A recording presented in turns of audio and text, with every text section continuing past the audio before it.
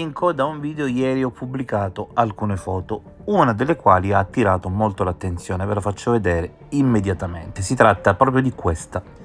Qui Liliana si trova davanti a un parco.